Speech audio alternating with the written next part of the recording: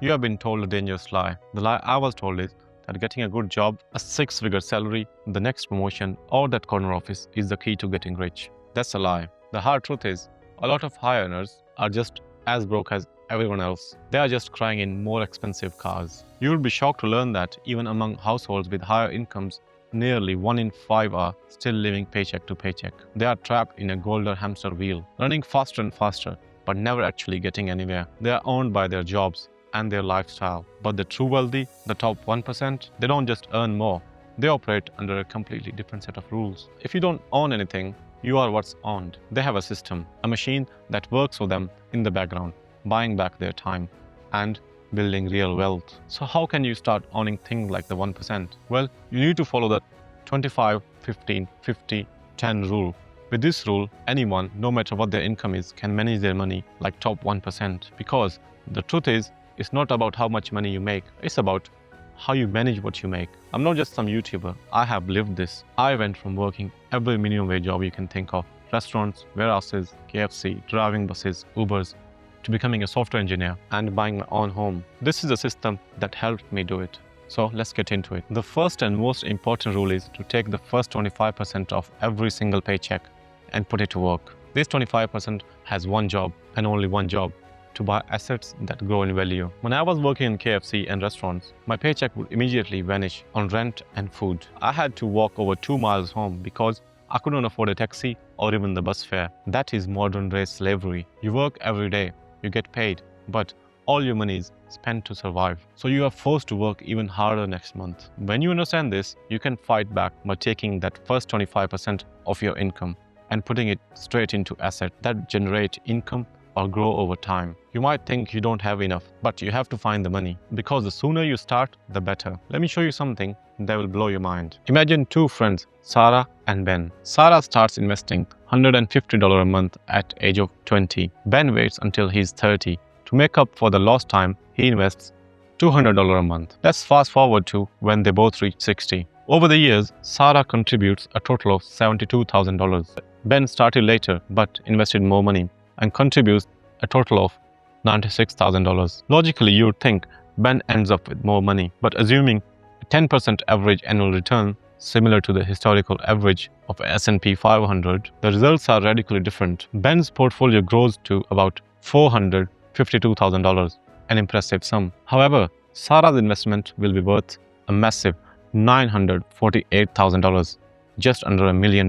She invested almost $25,000 less than Ben, but ended up with over $1 million more. This isn't magic, it's the power of compound growth. That's why starting now is more important than starting with a lot. The single best piece of advice I could give to my younger self is to start investing in simple S&P 500 index fund with my very first paycheck. So how can you get started? Step 1 is select your growth assets. At the low risk end, we've got index funds. This is where most people should start. You're not trying to pick winners. You're just buying a slice of the whole market, like an S&P 500 index fund. For medium risk, you could look at real estate investment trusts or REITs. And for the higher risk, you could get into individual stocks, but only invest in what you truly understand. I learned this the hard way when I lost thousands in crypto because I didn't know what I was doing. Step 2 is use the system.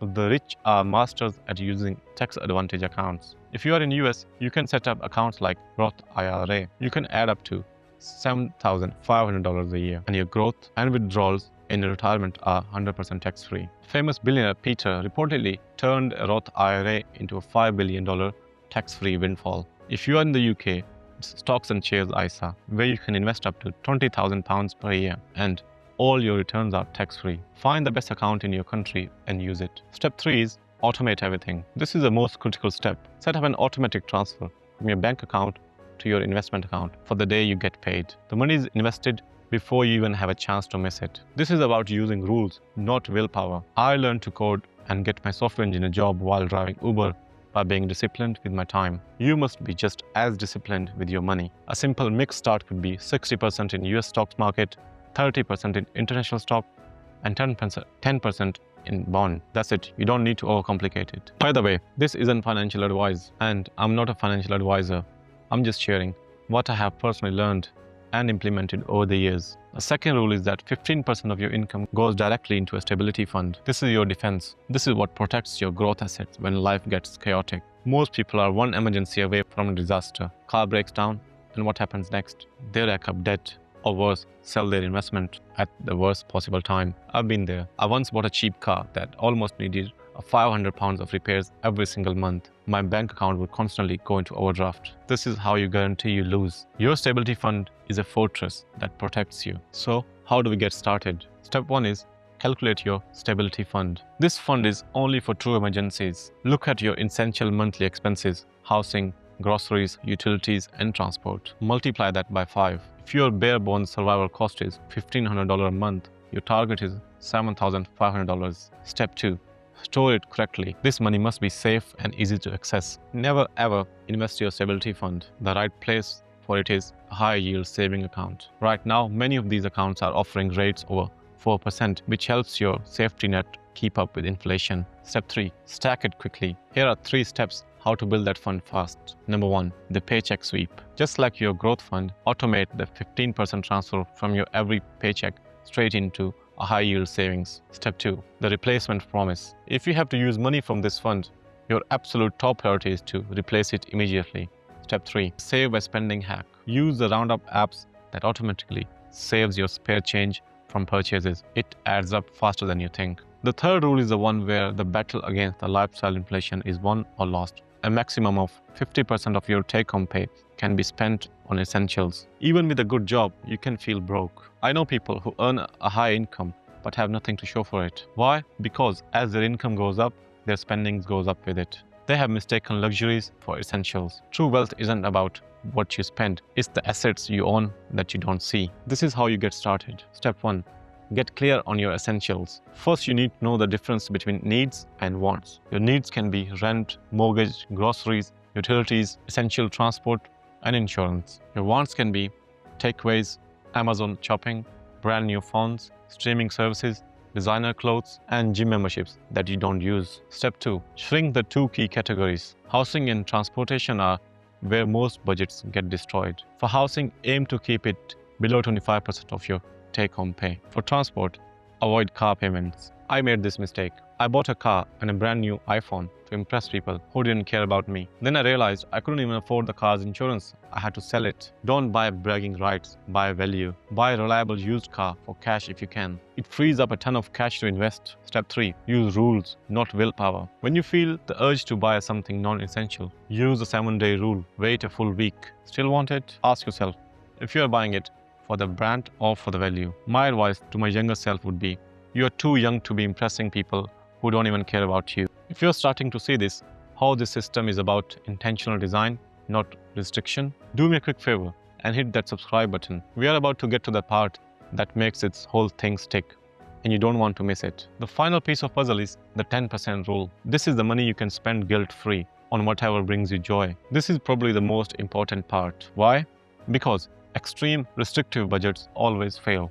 They feel like a punishment. After my long weeks of driving for Uber and studying coding on the side, I learned that small planned rewards were crucial. This 10% funds is a pressure release valve that makes the system sustainable. Step 1. Make it guilt-free. Prioritize experiences that give you the biggest return on happiness, not just more stuff. Spend on vacations. With vacation, you are buying memories that last forever. Spend on your hobbies. Invest in what keeps you passionate, whether it's painting, gaming, or rock climbing. Spend it on dinners, night outs. Use this for dinners with friends or family. It builds strong social bonds. Spend it on gifts. Strengthening relationships that matter is an investment in your well-being. Step 2. Preload the fund. Open a separate bank account for this. Then automate a 10% transfer into it every payday. You're not allowed to cheat and top it up.